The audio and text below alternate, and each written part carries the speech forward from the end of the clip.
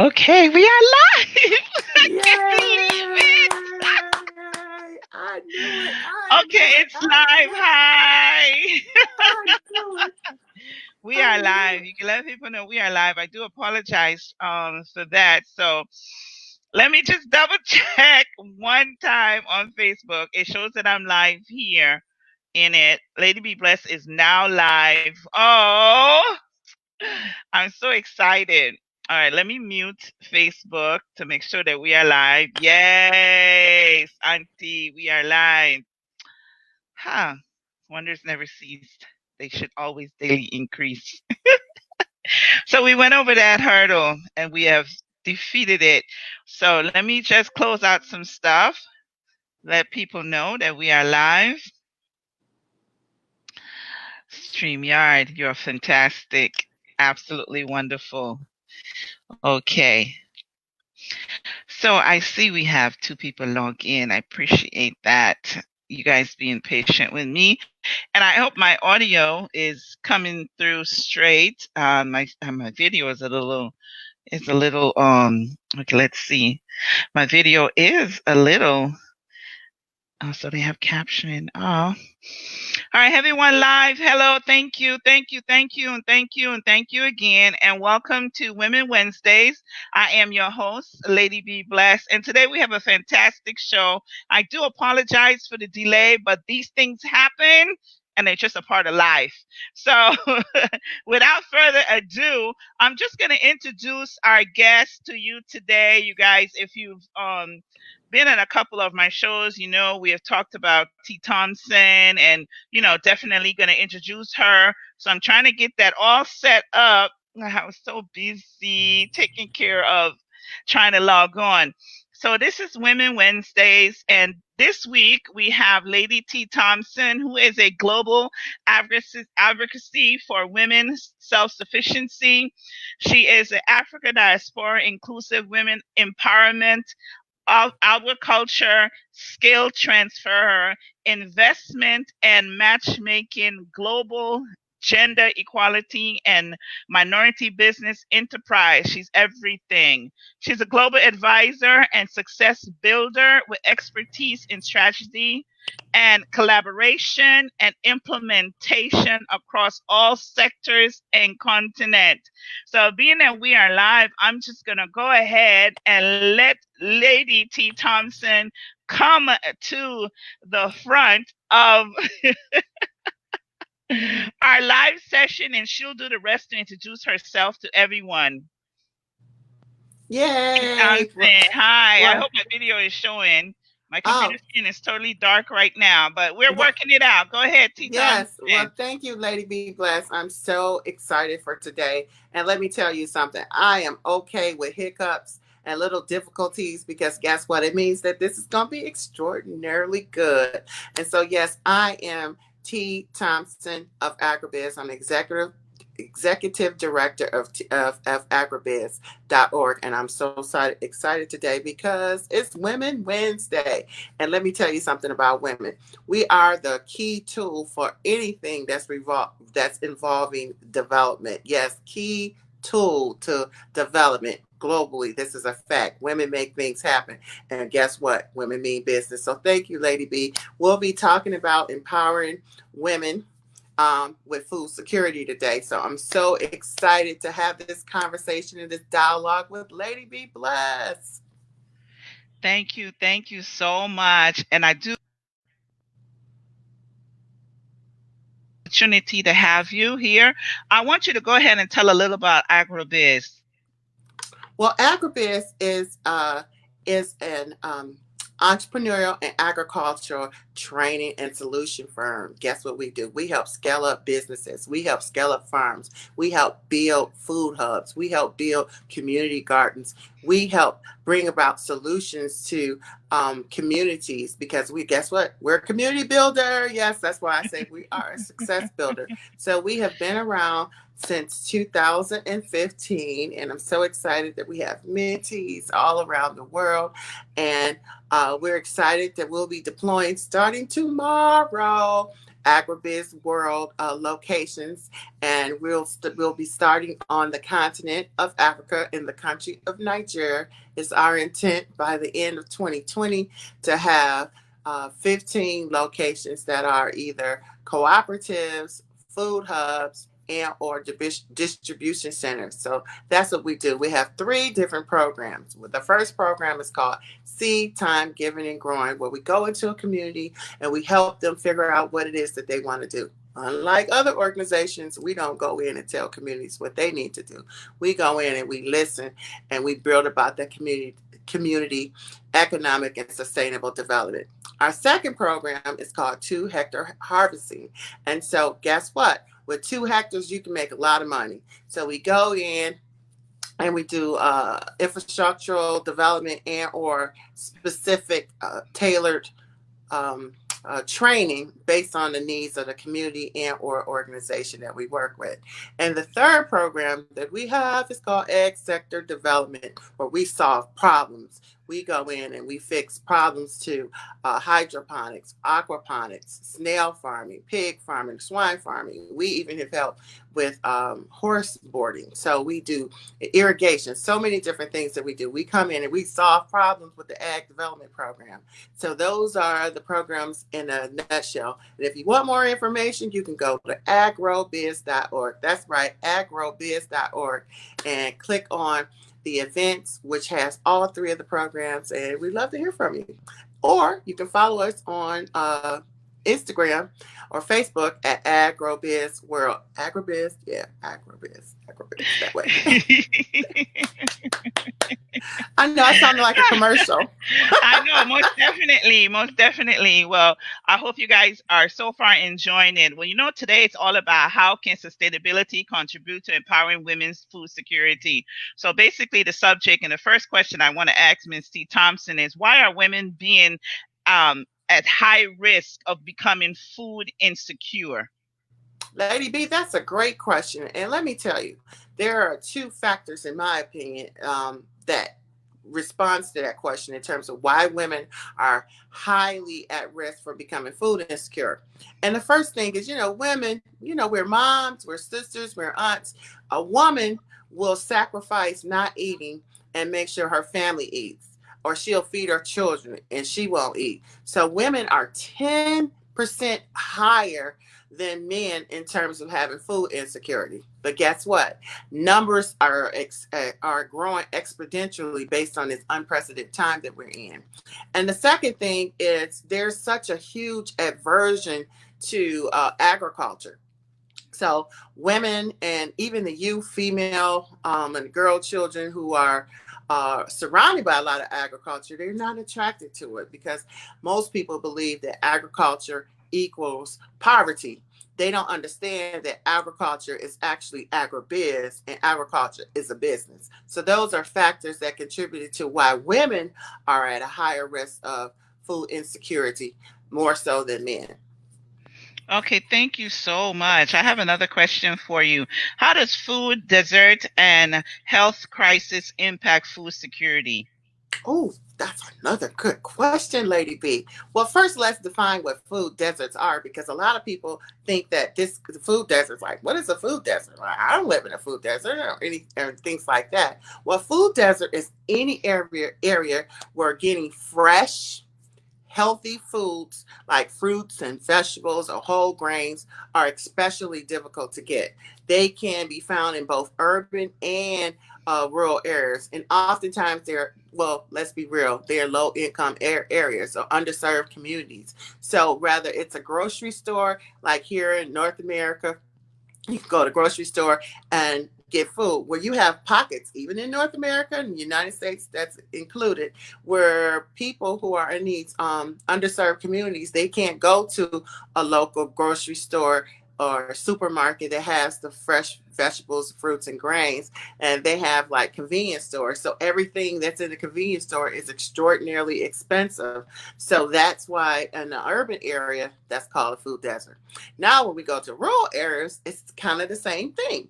You have areas or pockets in around the world where people can't go. They're already, rather they're nomadic areas and or just rural areas where there's not a local food market or a market area where the women are selling the food and vegetables that they can't go to and get the nutritional things that they need. So food deserts are real. So when you look at having a food desert, yes, and you look at the health crises like the pandemic that we're all experiencing right now, there are disruptions in food security. So, strengthening food production and distribution systems are key to fighting hunger and entails helping to tackle diseases, whether it's emerging with humans, whether it's emerging with animals, whether it's emerging with plants, and or the environment. And though the coronavirus of 2019, COVID-19 is, that's the real official name. Mhm. Despite that global health crisis, agribusiness is playing a key role in assessing and responding to potential impact to both rural and urban communities. Because guess what? It impacts people's livelihoods and their lives, and most importantly, the global trade because of the disruptions. So you don't have food supply chains moving, and you have livestock, and some livestock may not be getting the nutritions or the nutritional things that they need, and or you have farmers who have crops that have harvested this, but guess what? A farmer isn't going to go pick and harvest their crop, and they have no one to feed it to. So it has been definitely a huge impactor. And then also, I'd like to say that agribusiness believes that we would like to allow countries to anticipate or migrate even more possible disruptions because of the trigger of the pandemic. And why do I say that? I just read a few days ago from some economists and even a statement with the United Nations FAO how there's going to be more food insecurity. And I'll use a country like Nigeria. Nigeria is predicted in the next 6 to 9 months to double in numbers in terms of the amount of food insecurity, particularly in the 14 northern states of the country. So it's a real situation, and it has aggravated more disruptions and more deterioration of food and nutrition. And you know what? Um, Underserved communities are the most vulnerable to be impacted by it. So it's a real issue.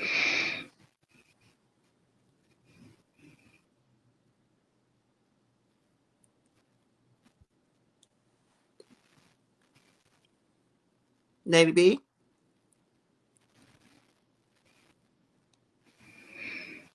Okay, I think there's a second delay when Okay. there's a delay on it from when you stop and when I'm hearing you.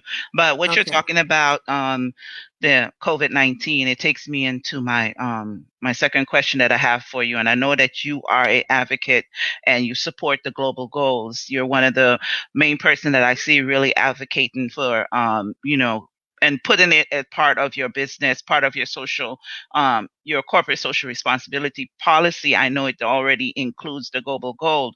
So will this pandemic now have an impact on the global goals, especially the ones that you support as an agribiz? Okay, thank you, Lady B.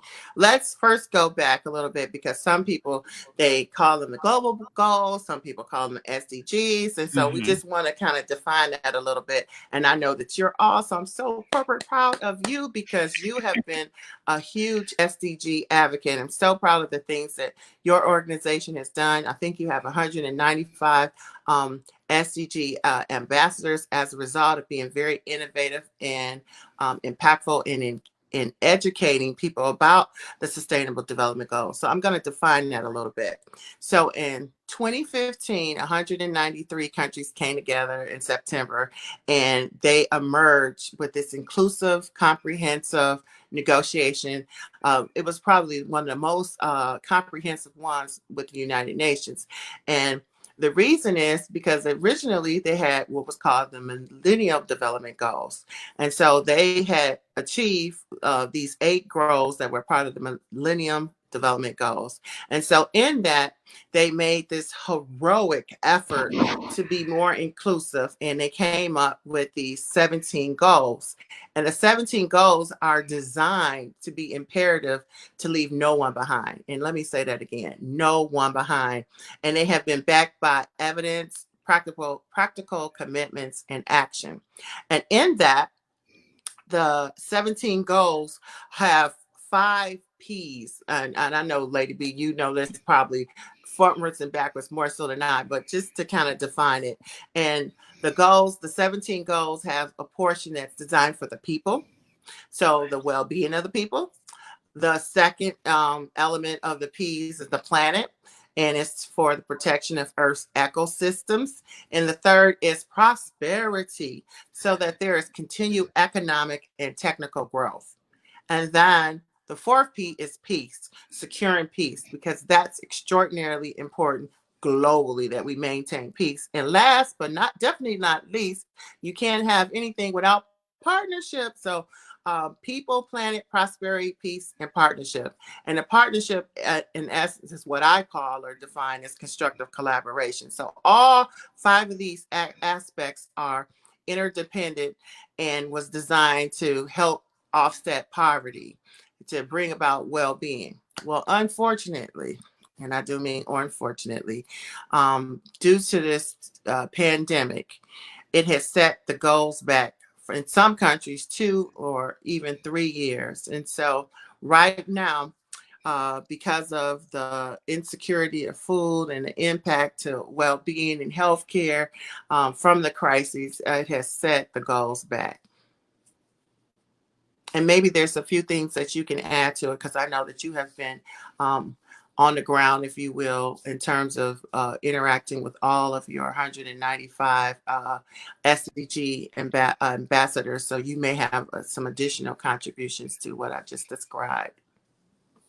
Well, what we are finding out is that the impact of the COVID-19 is pushing a lot of the goals back at least 2 to 3 years, especially goal number one, which is no poverty. So I'm just going to add that with the numbers, and they're still coming in because this pandemic is still going on. It just seemed like it's going from state to state. But with the numbers coming in by the end of 2020, we will have over 110 million people in extreme poverty. So right now, more than ever, it is important that we start building agribusiness and start being farmers and start being more sustainable. So it's going to take me to the next question, because we're for women empowerment. I know you love to empower the women, especially through agribusiness and also girl child education. How is it going to be done to be sustainable for women? Because we know Okay. that the women and the young people and the people that's more valuable, those are the ones that's being hit hardest by the pandemic. So moving forward, what needs to be done so everything will be more sustainable for women in the future, especially through agribiz? Thank you, Lady B. I want to paint a picture.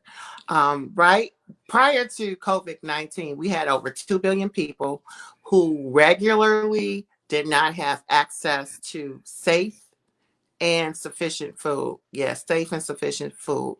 And sufficient food meaning with the nutritional values that they need to survive. And that included 8% from North America, which, yes, that includes the United States of America. So now let's put that into a figure, if you will. So that would be the equivalent of, if you had that would be an equivalent of making of like a country, a couple countries actually. So a lot of people already did not have access to safe and sufficient food. And yearly, 3 million children under the age of 5 die from malnutrition. So when we talk about extreme poverty, um, poverty we know is a root cause of hunger. It's an indicator of all marginalized incomes and limit access to health care, limit access to education, limit access to clothing, and limit access to shelter. So we know that poverty impacts those areas. So what needs to be done for sustainability for women, to empower women? Well, in painting this picture and understanding exactly what happens when you don't have food security or sustainability for women, we know we die.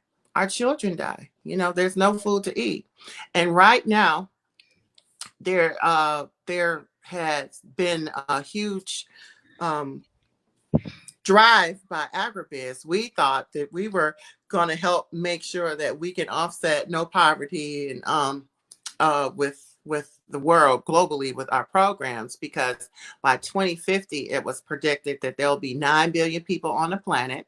Yes, 9 billion people on the planet, where 75% of them were living in urbanized areas. So what do I mean? That by 2050, that people would be living, 75% of the world would be living in cities. So if you have this urbanization swell going on, what's happening to the rural area? And there's so many misconceptions out there. The first being that that industrialized or commercial farming is who feed us. And guess what? That's incorrect. Who feeds us are your local farmers who have 2 hectares or less. So the small holder or small scale farmer is the farmer who feeds us every day. So we now, in order to have some empowerment for sustainability, we have to encourage women to play a part in a small scale farming.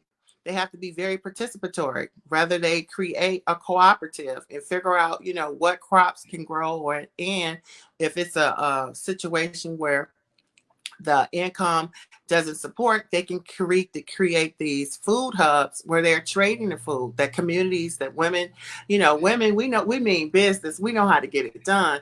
That we can actually have crop production and have specific crops and trade crops with other cooperatives so that everybody eats and get the nutritional value that we need. But in addition to that, I think that there has to be more participation and standing up for the rights of women in terms of land ownership. And I do get that I have most people would think, oh, I have a Western philosophy with that. But guess what? You can improve women's access to ownership and or controlling the land. Okay, if a woman is from a community or country that doesn't really smile on women having ownership, well, guess what? Women can figure out ways. Sometimes it may require working with a traditional leader to have land control so they can potentially contribute to the greater investment of the land and increase productivity and welfare of the community by farming. Another area I think as women need to be actively engaged with gender analysis. And I know that culturally, sometimes, women, we have to take the back seat and let our male counterparts make decisions that are adaptive to planning that include us in the agriculture sector. But guess what? We have to have a voice. And so sometimes we have to get together and mobilize so that we can have a voice and participate in the things that's going to impact us, even with agriculture. And lastly, I would say we have to make sure that we are included and that we go after the financial opportunities. Yes, we need financial opportunities. Right now, I encourage everyone, I don't care what country they're in, whether they're in the US, whether they're in Ghana, whether they're in Nigeria, Kenya, Rwanda, Tanzania, Botswana, every country, and let me say that again. Every country has funds at some point with their Ministry of Agriculture for training in agriculture. And sometimes there are already financial programs that's available in country that they can use. And another resource is, I'm a strong fan of Dr. Adesina with the African Development Bank. They have programs all over the continent of Africa. So sometimes we have to be a little bit more engaged to figure out how we can get access to agricultural funds and or resources. And it can also include participating with an agricultural extension service that's available from a municipality, a province, or a state. So those are some of the things that just off the top of my head that I believe could be utilized to get women engaged in terms of sustainability. Because guess what? Everyone has to eat. That's not going to change. It's not. It's nothing that you can put a GMO in. Nothing is going to change the fact that everyone, every single day, still has to eat, and they need good food and nutritional food. That's most definitely true. I love to eat. So Me too. just gonna put that in there. I'm a Listen, foodie. I'm my heart always go out for the women in the village. And a lot of the women in the village, they don't have this voice. They Mm-hmm. don't have the knowledge sometimes, and they don't have the know-how, but yet they go out there and they do it. And it's always remarkable to me how they make something out of nothing. Now these are the women that that I would like to help and reach out. So how do we use agribiz? How do we use technology that we have? How do basic I guess it just boils down to how do we reach these women? How do we reach them and give them the support that they need? Well, I think it's a two-pronged answer. The first is you just hit on something. The village women, the women in the bush, the women that the market women, they will get it done. And there are facts after facts that say if you give them women, give those type of women some money, they're gonna pay it back.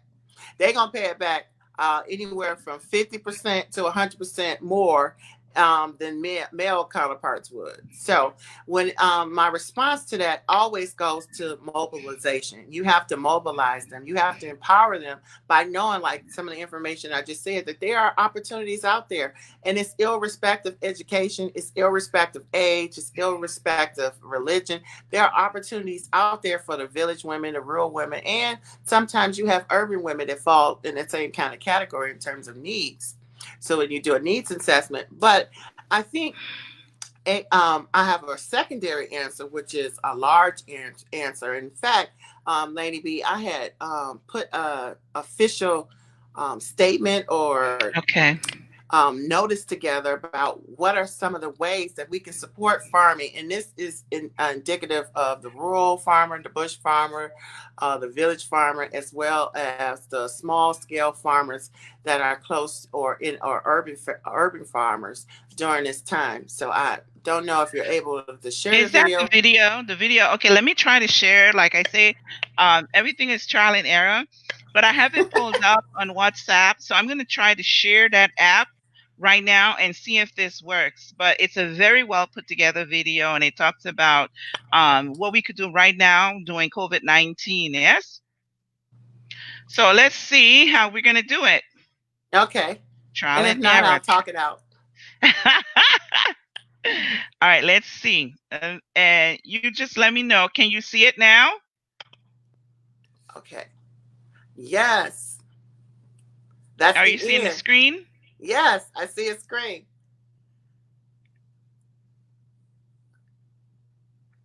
Okay. I see the screen. Okay, I don't hear the sound. You're not hearing the sound. No. Well, basically, what it's saying is the 7 ways that we can support farming during Okay, let me COVID. start it over and so you could Okay, talk it through because I don't know how to get the sound through.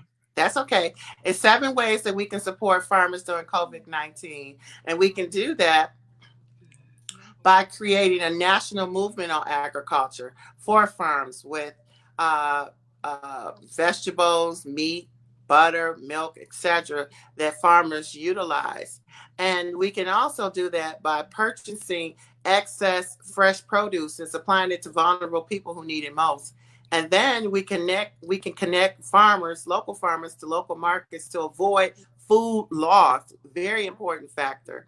And then we can match unemployed persons with farming statewide and national agricultural projects, so they too can work into agribusiness.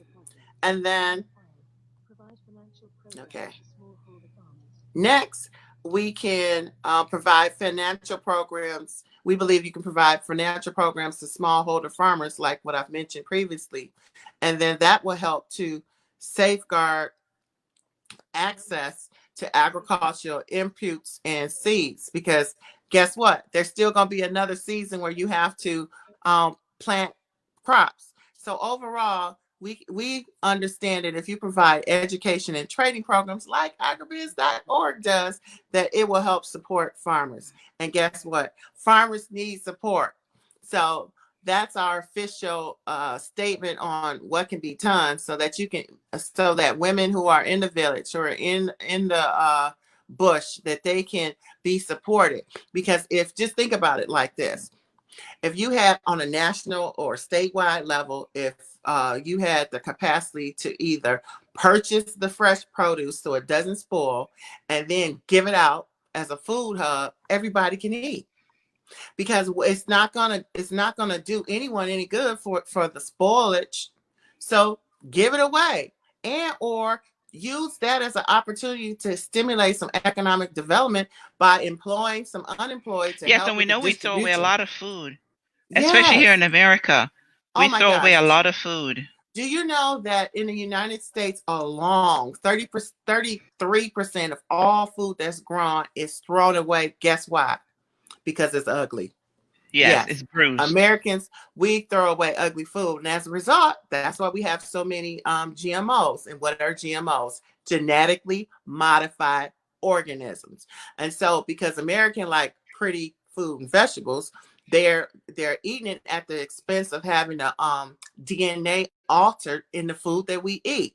So you have to, if you're in the US, you need to read those labels and make sure that it's non-GMO, non-genetically modified organisms. And sometimes if you ask somebody, what does GMO even mean? They can't even tell you.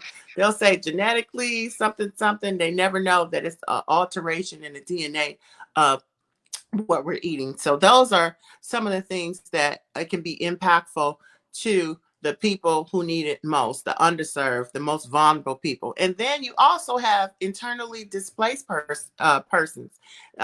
When you think about refugee camps or areas that have had conflict, they too need to have safe and nutritious food. So there's so many ways that on a national and a statewide that can be impactful to communities who need the food, just by making sure that the food doesn't get wasted.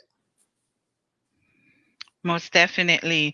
Well, for I wanted to go back to the women in the in the rural areas. Like for me, I want to really be a part of helping them to be able to farm more efficiently and more sustainable. I want to provide sustainable growth. What is the best crop, or how do you go into a village and add crop to what they're already farming to make it more productive? Or what do you do when you go to the village? Because I know you do a lot of programs and you do a lot of rural farming. So what would be your first step? Okay, so how do I go into a community and actually bring about some change development to the community, particularly if they already have existing crops?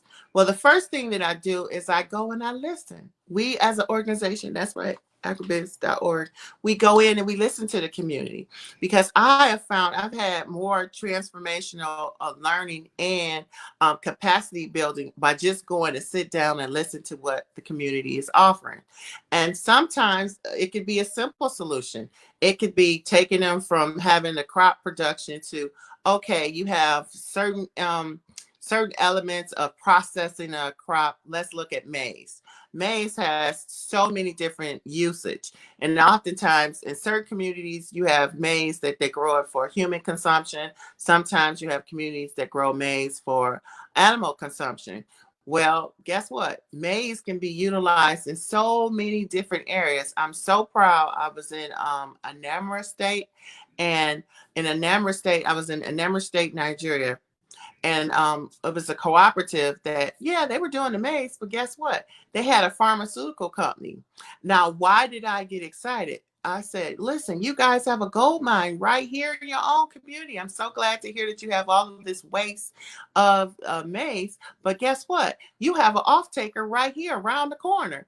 Because why is maize in a pharmaceutical company a connection? It's because pharmaceutical companies, they often have medications and vitamins, and a derivative of maize is the outside coating. So when you take a prescription, some medication, and or a vitamin, some of the outside coating is a derivative of maize, so that's an off taker. So sometimes it's just a matter of driving them to an off taker or helping them to do some more capacity building. And when you get to the rural women, which I love, is they usually have the resources. They usually can get on their mobile device and go, oh, let me call my son, or let me call my daughter, or let me call my niece, or let me call my sister. And they have the resources. It's just a matter of doing what I love to do most, is transitioning people from a fixed mindset to a growth mindset. And so why sustainable development sometimes doesn't work, when you have organizations to come into a community and they come and say, yes, this is what's wrong with you. And yes, you need to do X, Y, and Z. They don't take the time to understand the cultural differences, cultural contexts, A, and B, they don't take the time to see if the resources are already there. So we as an organization, agrobiz.org, we don't go in and tell a community what to do. We help foster the relationships. We help bridge the opportunity. We help understand, is there viability in capacity building, or is it viability in crop diversification? Because sometimes they might need to just change the crop based on the needs of the supply, the demand. Because supply and demand also can impact what your off taker looks like. Who's going to be the buyer of the product? So there's so many different things that we do, but the part that we are most proud of is when we come in, particularly with the seed time giving and growing, and we come and we bring seeds. Now, why is this important? Because everybody still needs to eat. So with the seeds, we don't come in and tell the community this is what you need to do with the seeds. They determine, and they bring about accountability systems about what's going to happen with the seeds, where the checks and balances needs to be in terms of a community, with either letting the seeds be a part of what they're selling, and or if this is a special program that they'll use to feed their own community. And so guess what? Everybody wins. And so we're so proud of doing programs. And guess what, Lady B? We're excited because we know we're going to go to Ghana, and we're looking so forward to partnering and doing some programs so that your chief, your community, they can have some sustainability, and that we can change lives, because we wholeheartedly believe that we can expand agricultural success any and everywhere we go. Most definitely. And I'm looking forward to working with agribiz, because farming is not my thing. And I really didn't have much knowledge about it, or, that, all of the details that involve. But when I got to know Tee Thompson, she just opened my eyes to a whole new different, arena that I could be a player in. So I'm definitely looking forward to working with her, and, bringing all her knowledge to Ghana, to work in my villages, my communities in the north. But let's talk about Tee Thompson and all these awards that she's doing. She's putting together a lot of award show, and she's done two so far. And we know COVID-19 has put the hammer in one of them that she wasn't able to do this March. But every year we go to a program called Commission on the Status of Women. And so it's all about women and women getting together to empower each other, and, get to know each other and talk about issues that concern women. And last year, was it even last year? Has it been 2 years or last year? Last year, yes? Yes, She last put year. together the top African, 2019. the 2019, it seems like so long I ago. know, right? Like 2020 is going on forever. Oh my And gosh. she just came up with the idea to put together this award to award those that are doing humanitarian work. Now, I love doing humanitarian work, and it's the greatest work in the world to do when you're giving of yourself wholeheartedly and selfishly. You're not even want anything in return, but to be recognized for your work is a great honor, because not too many people recognize the work that you're doing. So when you're recognized for your work, it is a great, great honor. So T, tell us about the top African partnership award? Okay, so the top 10 African awards was designed to get global change makers, global change agents, or global shapers in one room together. But it wasn't just about giving an awards acknowledging a fine work that they've been doing. It was also designed so that they can meet other people and expand their contact network, because your contact network is your contact net worth. And so in that, I'm so thrilled that a lot of the people that came who were awardees, and wait a minute, I have to take this time to acknowledge Lady B Blessed, because Lady B Blessed had a special award. And this award that I myself have gotten, and Thank you. it's called a Good Cause Award.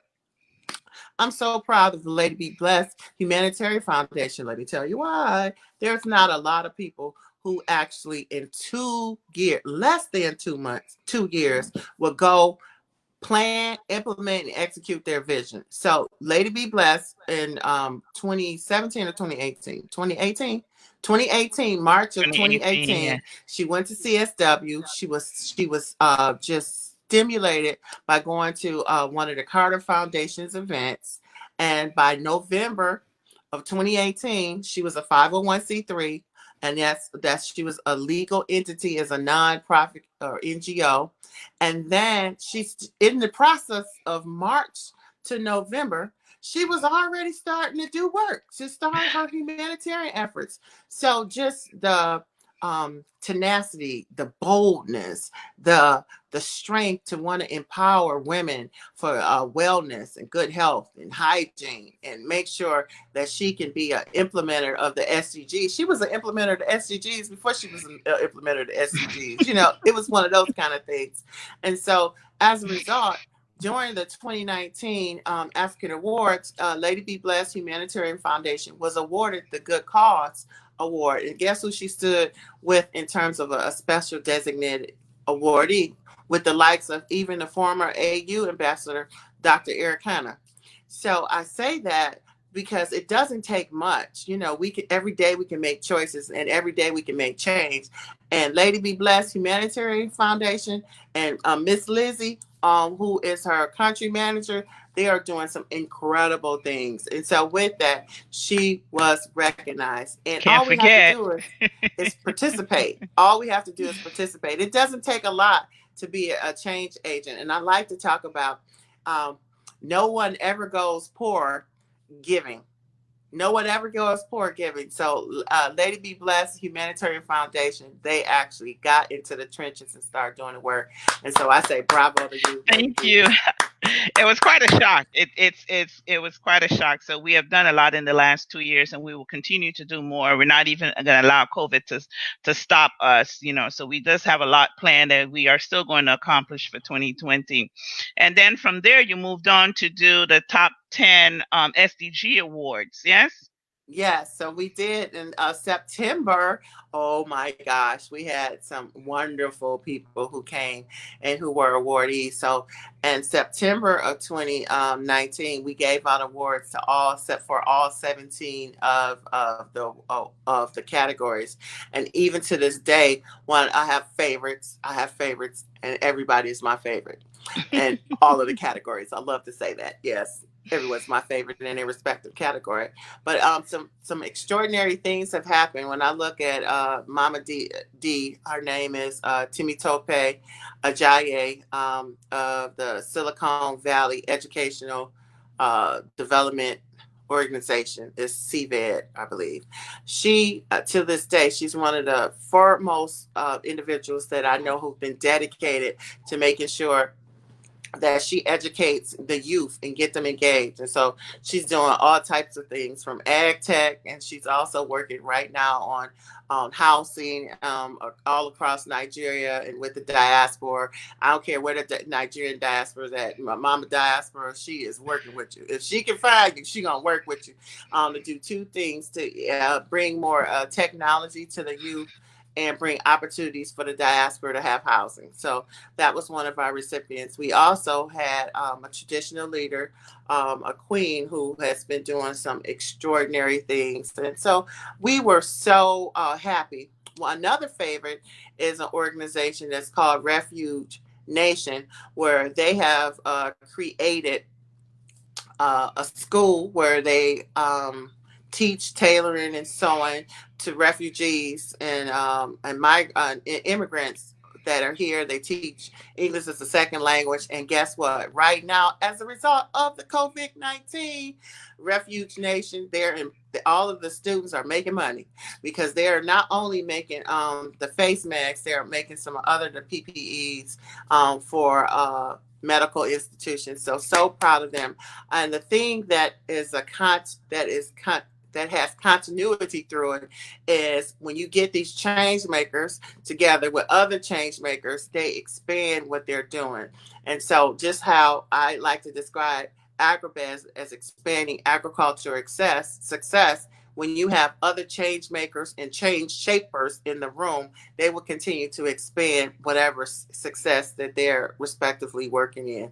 So that's what it was designed for. So we're looking forward to 2021, where there'll be an opportunity to go back and do these awards programs. But I want to go back to as we it's probably time to zero things down. I think that there are seven main elements to making sure that we have full food systems. Yes, seven main elements. And these elements impact women and the girl child. And in order for us to have food security, even in these times and post these times, we need to talk about the social justice, because social justice is aligned to food. And if you have an impoverished area, an underserved area, and there's no food, there's no justice. Again, everybody has to eat. The second element is a living wage. You know, in the U.S., we have what is minimum wage, and a minimum wage doesn't necessarily negate that it's a living wage. So we have to support social movement of agriculture so people have adequate wages. So we know that in most countries, people make less than US dollars a week. And post the COVID-19, it's probably going to be half of that. So we have to have social movement and bring attention to people need to make a decent wage. We need off takers for what the crop production is, and or even if it's meat production, we have to have off takers. And you do that by having some social movement so that people can have enough earned income so that they're no longer marginalized with their income. The next step is we have to strengthen and encourage the government or wherever we live at, the municipalities, to strengthen nutritional programs because nutrition offsets malnutrition. And as I stated earlier, the statistic that you have yearly over 3 million children that die from malnutrition, that's insane. We grow enough food in the world where there should not be any person that's malnutrition. As we talked about in this conversation, we throw away in the US 30% of our food because it's not pretty. So Mm. you have to have policy, you have to have strengthened nutritional programs. And the fourth thing is policies and practices that reduce climate change. Yes, why do I say that? You have programs, and we even train in hydroponics and aquaponics. And the reason why that's important, aquaculture is important, is because guess what? You use less water. So we have to be very socially responsible as it relates to climate change and things that we can do that can actually impact that, because guess what? Climate change is real. The next thing is the right to nutritionist food for all. Everybody needs to have the right to nutritionist food. That's not a social economic indicator. Everyone, every single person needs to be able to get nutritionist food. And it takes women, the mobilization of women to stand up for it. Because guess what? Women mean business, and we can make it happen because we're the key tool to sustainable development. And the sixth thing that comes to mind when I think of full food systems is increased access to jobs. And that's why I'm so proud of agribiz, because at the end of the day, we're creating jobs. When you create jobs, you create expansion or a higher GDP for a country. You create a sense of confidence, a sense of pride when you bring personal and community financial independence. People will go and work, and you'll have less crime going on when you give people something to eat. It's a known fact, even in conflict areas where you have horrible atrocities going on. A lot of times it's based off of not having a job, and they were doing these atrocities to make money. And lastly, I would like to leave your audience with this: there has to be an investment in local food and farm economics. There has to be an investment. We have to teach and train people with how to take agriculture from being poverty driven to, yeah, it's a business, and you need to handle it like a business. And even as you're in the throes of making it a business, you still can have a social responsibility to making sure your community eats by having a food hub, by giving away a certain percentage of the food that you grow so that your community eats. Because when people eat, guess what? They have the strength to be innovative. They have the tenacity to figure out how can they be a contributor, and they have the pride, the sense of confidence. Like, I'm not dying Yeah. because I'm hungry. They had the energy to do things. And when I think about the farm economics, having programs that give women access to controlling land, and or giving them, low interest financing, or having programs that give, small grants to women so they can continue to have that cycle of economic growth and sustainable development happening in their community. So those are the 7 things that I believe are extraordinarily important to having a full food system despite whatever season we're all in. Most definitely. I thank you. It's been so informative. Even I myself, I've learned a lot, and I appreciate that, and I thank you for that.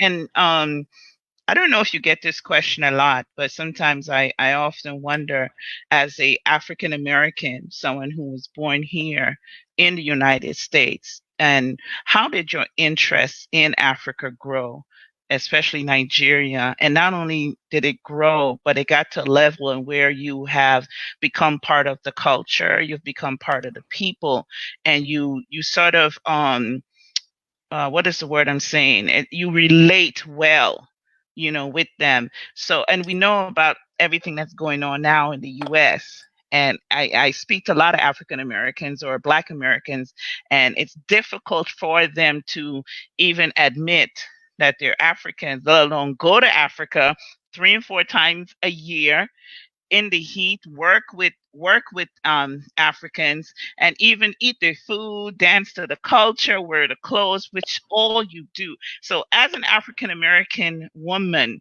especially, how did you cross that bridge? Well, thank you for bringing up the question about inclusiveness. And I first got engaged with agriculture because there's another statistic. I'm full of information and data and all that. Well, every person in the world is 1 to 3 generations from being a farmer. And that is applicable even with me and my family. And Lady B, you heard what my dad said. My family, they still own land in Columbia, South Hmm. Carolina. So my grandfather on my paternal side, he was one of 14 children, and he loved farming. He really loved farming. And so he wasn't the eldest male child. You still have those issues. I don't care what part of the world you are. So he really wanted to keep the continuity of the farm, and he really ran the farm. Well, his dad did not give him the farm, so he got upset. And so he left Columbia, South Carolina, and he moved to the northern part of the United States, and he went to Michigan. So in that, the family still has the land, and so after he left, they didn't do right by the land, and the thousands of acres that we had that no longer exist, but the little bit that's still left is still a substantial amount for farming. So in that, when I realized that globally,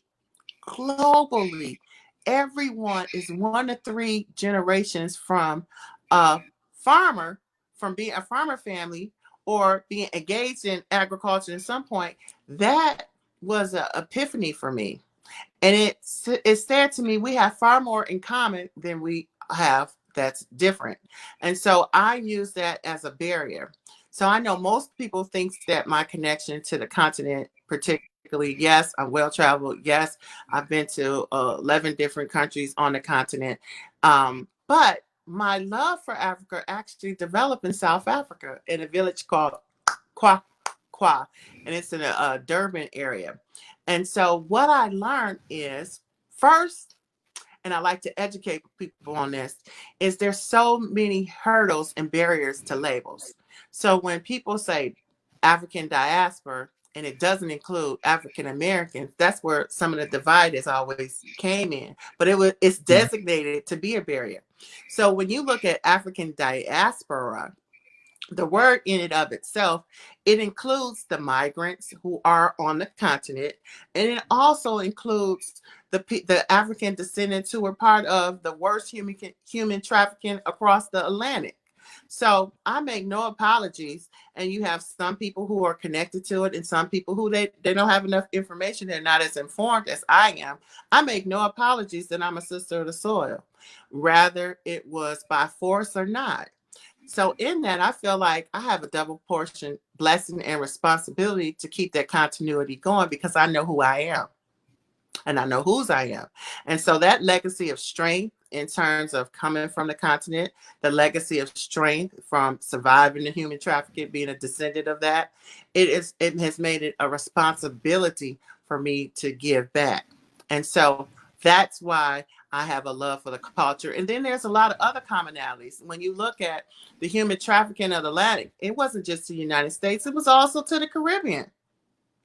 It was also to South America. So when I think about the African diaspora, you have to include more people than just African Americans. And so I Mhm. take that and I try to educate people about that. And so that's why I say I'm a sister of the soil. Additionally, when I think about barriers and why I don't allow barriers to stop me is because there's a lot of commonality with food. When Mhm. I think of, my grandfather, every We day he's all eating gotta his eat. pepper. Every day he's eating his pepper. Like, when you go to West Africa, woo wee, you're gonna get you some pepper soup and some hot stuff. When I think about the commonalities about how I grew up and my grandparents eating, there's some of the same things. Rather, we call it vegetable in West Africa, or some agusi soup, or some a banga soup. When I think Bangasu. about those kind of things, they have some kind of they have some commonalities to some greens here, what we call them greens in the U.S., and how we cook them and prepare them and things like that. So when I look at, we have far more in common. It has drove, or has been my driving force in terms of why I do what I do and why I've been committed to it. Because it's not your situation, it's your reaction to them.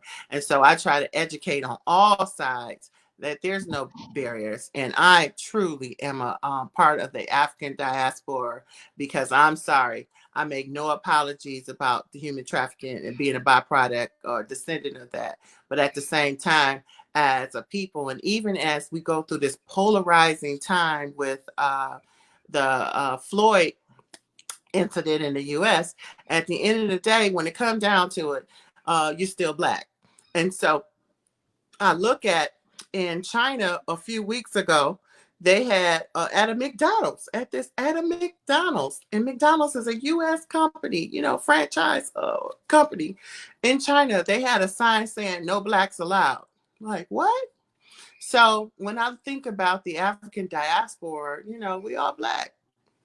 We all have some commonalities. We have some differences, and we can learn from one another. And that's why, again, I'm super duper extraordinarily proud of you, Lady B, because you are inclusive with everyone. And we all need that, because that's what brings about peace, and that's what true love is about. It's Yes. unconditional. And at the end of the day, it's all about peace and love. And I strongly believe that. Well, I tell you, it's just been, I hate to go, but it's been so interesting. And I'm I love this software, so I'm just going to put that out there. I'm definitely going to learn how to get around everything. And for those that we started late, I do apologize. So if anyone has any questions, they could pop it in the chat, or else we're going to go ahead and wrap up. Tea Time, how can people get in touch with you? Agrobiz.org, AGRBIZ.org. Or they can follow us at Agrobiz World. Yes, Agrobiz, AGROBIZ World on Instagram and So Facebook. that So, Instagram, I'll put that in there, AGROBiz dot world, yes, yep, and that's on agrobiz.org IG. or at Agrobiz World on the social media platforms. Hmm. Thank you so much, Lady B. Thank you for this opportunity. I'm there for you any way I can help. So Women's everyone see empowerment. it, you can go ahead and follow Tee Thompson right there, AgroBiz World on IG. Yes, So thank darling. you.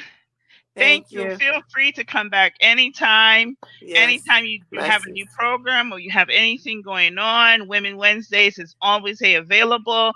And also take the brief moment to tell people about Unsung Hero that you do every Tuesday and Thursdays on your IG. Yes, right. Right now, there are so many people that are doing extraordinary things. And so, what we're doing on Tuesdays and Thursdays this month, we're having people who you don't even know that they're doing these extraordinary things to help move about agriculture or agribusiness. We're acknowledging and having our conversations with them. So, our next conversation will be tomorrow, and then we'll have one next Tuesday. And next Tuesday is going to be really live. We're going to have a traditional leader from South Africa talking about what she's doing along the agriculture revolution that she has deployed. So stay tuned. You can find us. And again, thank you, Lady Be Blessed, Humanitarian Foundation, for your commitment and your work. We're so proud of you, and we are there to be your partner in any capacity that we can serve you and your communities.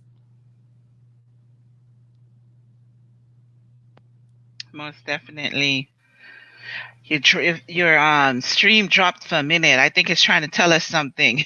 Okay, that's okay. I know, right? But thank you so much. We're working on getting the kinks out. But most definitely, I thank everyone for logging in. I got a couple messages. At the beginning, you guys weren't able to log in just because, but it is recorded and I'm going to put it on YouTube. So everyone will have this information and you can really take it and then listen to it on your own and then digest all of it. Tee Thompson, once again, it's always a pleasure. And I thank you Likewise. so much. Next week on Women Wednesday, we have Cherise Span, who is a financial advisor for women, and she's going to talk about financial literacy for women. So you don't want to miss that one. You're going to tune in next week, same time, same bad channel. I am Lady Be Blessed. So I thank everybody. Goodbye. Maybe next week we'll do Okay. something with the music and everything. Thank you, Irene. Irene said thank you. So thank you also, Irene, for tuning in. We appreciate that. Everyone log into AgroBiz World on IG, and you guys could check out Madam Tee Thompson and all our information. So everybody that tuned in, thank you so much and have a great day. Bye.